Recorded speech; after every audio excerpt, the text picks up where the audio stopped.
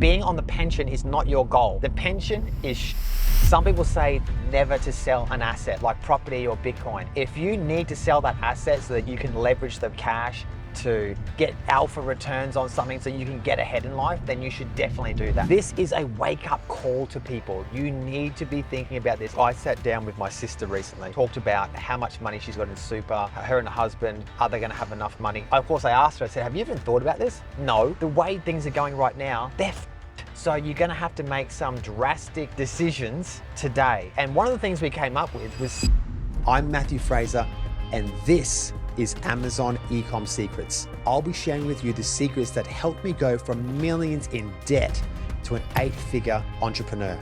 If you're ready to escape the 9-to-5 and live life on your terms, let me show you the way. Hey guys, welcome to this episode of Amazon Ecom Secrets. I wanna delve into, when is it time to sell an asset?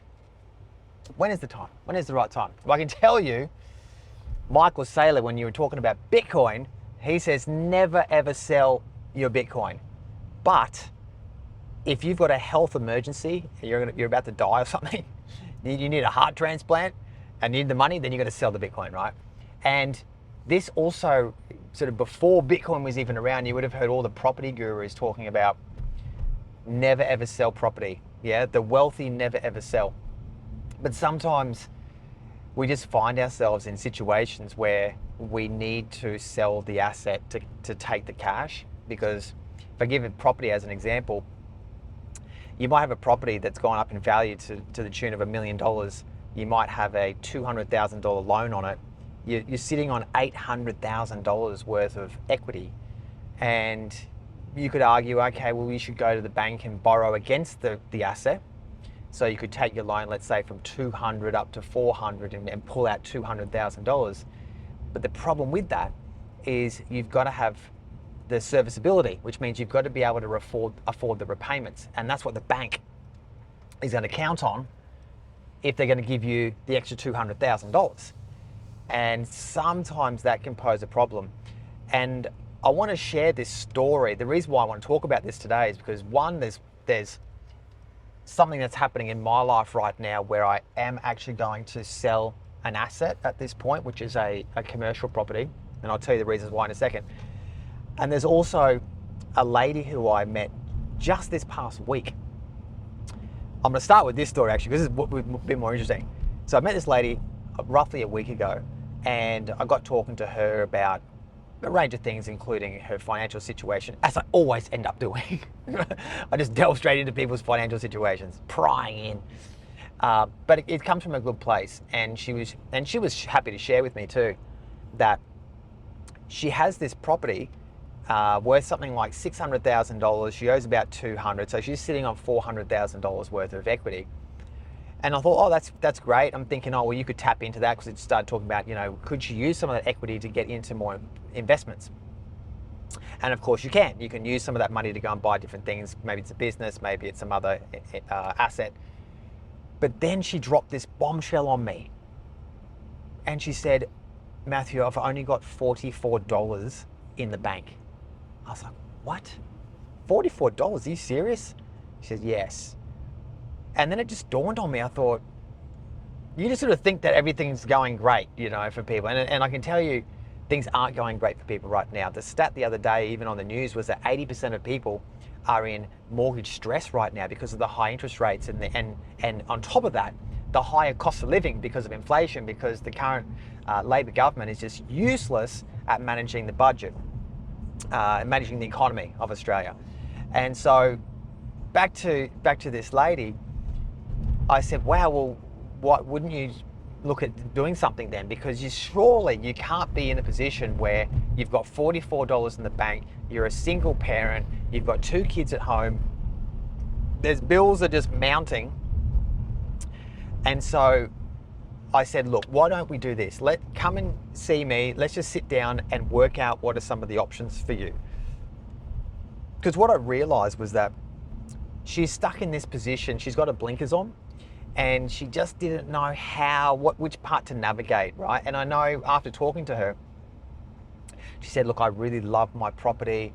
you know, it's got a great view and I just love being there. And so there was a lot of emotional attachment to this property. So at the time, she couldn't see this as an escape out of the financial shithole that she was in.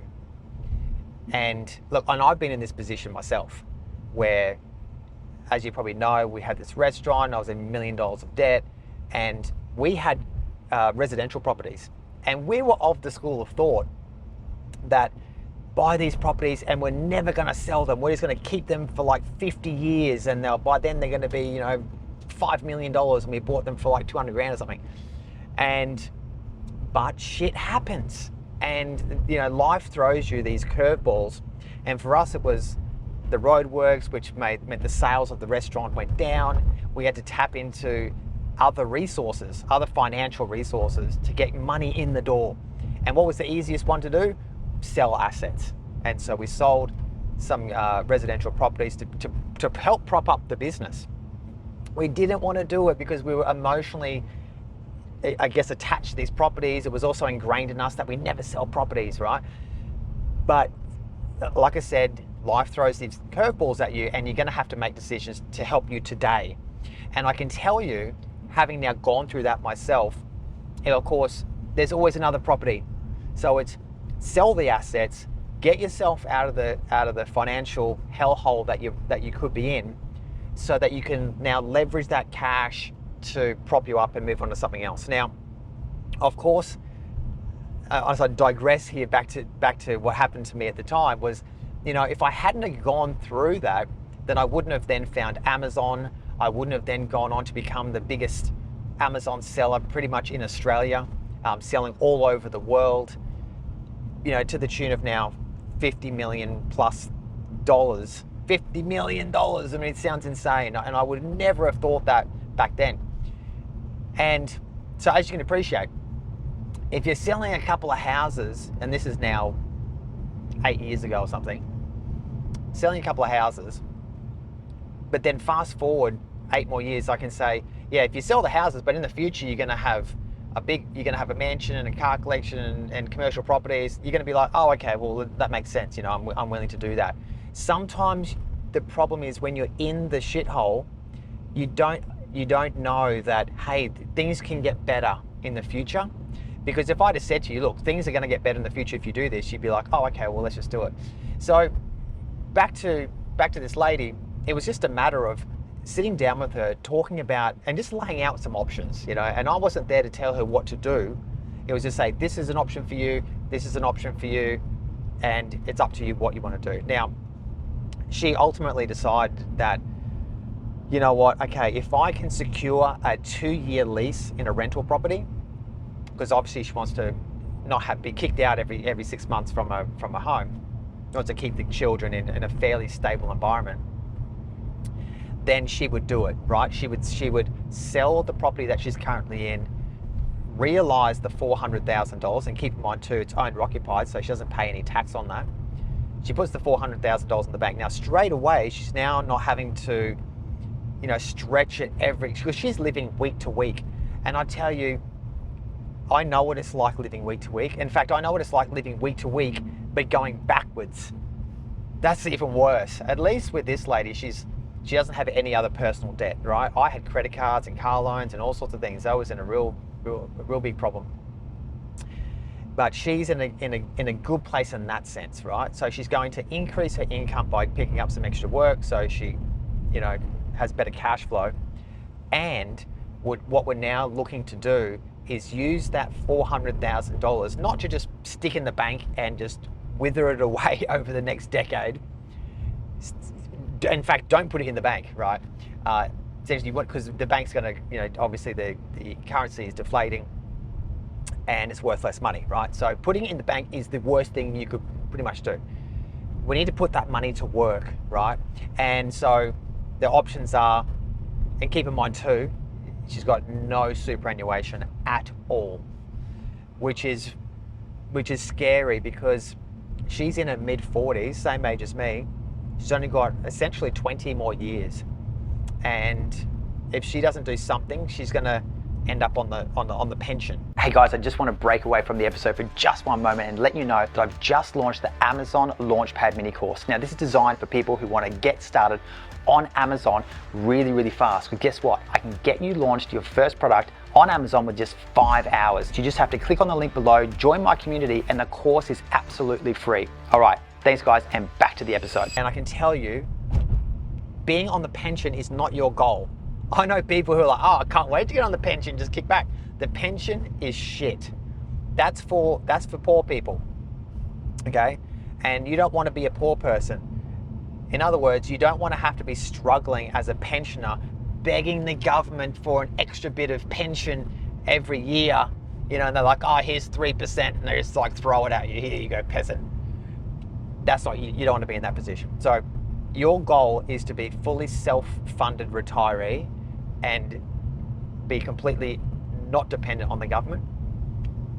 So anyway, because it actually turns out that in about 20 years time, the average person is going to need $6 million, the equivalent, right? $6 million in 20 years time to have the average living conditions, right? Just the average. $6 million, that's rubbish. And that's exactly what my parents thought in, I guess, in the 80s, right? When you said, oh, well, by the time you retire, you're going to need $1 million in the bank. Like, oh my God, $1 million, my God, we're going to be rich. But of course, now you get to 2024 and $1 million is not that much anymore, right? Because the value of the dollar is decreasing. The purchasing power is decreasing. And so that's the problem. So back to the lady. She needs to sort something out for her retirement. So the idea was sort of bouncing around is putting $100,000 into Bitcoin. And just on those numbers, I'm just off the top of my head now, I think in 20 years time, based on a 29% average return rate per year, it was going to be something like 32 million, okay? And of course, if it's a higher rate than that, I think if I plugged in 50%, some people are saying 50% per annum for the next 20 years, we'll see. It's done 63% per annum for the last decade on average. So it was going to be something like $100+ million if it was 50%. So in any case, 32 million or thereabouts is going to be enough money for her to retire on. So that's the first thing, is like secure her retirement. Then the other $300,000, it was put $50,000 as emergency funds, yes, in the bank, but emergency money only. Car, dental, who knows, right? Whatever pops up. And then the other $250,000, what are we going to do with that? We need to get that money working for us. And the idea is to get it into some, perhaps a business that can give alpha returns, or maybe she goes into partnership with someone on flipping a property, right? So she comes up with the 250, someone comes up with some other bit of money, they go into a property together, they flip it, they turn that 250, let's say she puts in it and she pulls out 350, okay? And maybe she does that every year for like 5 years, and then she might end up having a profit of, say, like $500,000, right? And then she can at that point, perhaps she then looks to getting back into the property market again. The other option for her was to buy an established online business. And if you guys have been following me for a while now, you know that I'm a big advocate of buying an established business to truncate the time. If you start a business from scratch, it's going to take time to build it up. You buy an established business, and she could do that because she's got some capital, you're going to start making profits straight away because you're buying a profitable business. So that is what I would say is a good reason. Now, just as a side note on this story, the reason why I got talking to this lady, because we got talking about Bitcoin, and it turned out that she had bought Bitcoin back in 2012 or something, like about $1,000 worth of Bitcoin. And then basically, I think she like forgot about it. And then in 2022 or 21, somewhere around there, someone had said to her, have you seen Bitcoin lately? Bitcoin price? She went, nah. And she's like, oh, fuck, that's right, I've got Bitcoin. Checks it out, and it's now $70,000. And again, she had to use that money because she'd actually been through this really tough period through the floods. We had some floods around that time. She was completely wiped out. And so she tapped into that. And so Bitcoin saved the day for her. And I think Bitcoin will save the day for her as well in her retirement. So coming back to myself and why I'm looking to now liquidate this commercial property, it's for the simple reason that one, the commercial property has gone up in value, and two, I could use that equity to make better returns. That's basically it. And I know one part of my mind is saying, don't sell the property. You know, you were going to buy that property and never ever sell it. So I don't actually need to sell it, but when a better opportunity comes up, it's like, why wouldn't I sell it? You know, some people talk about diversification, but I would be diversifying essentially by keeping it in property. I'd be diversifying it to stay in an asset that's not what I think is the best asset. And you know what I'm going to say? The best asset right now is Bitcoin. It's the hardest money. It's probably going to have the best returns, certainly had the best returns over the past 10, 14 years. And I think it will into the future as well. You should sell an asset when it makes sense to do so in order to get ahead in life. I've found that there's people sitting on property, for example, where they've got hundreds of thousands of dollars of equity, but yet they're poor.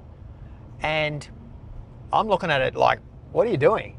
And I just don't think they realize that selling that property, you know, hey, look, if you could leverage against it, certainly do that, because then you keep the property. But keep in mind that you're going to have to make a repayment now on that extra bit of loan.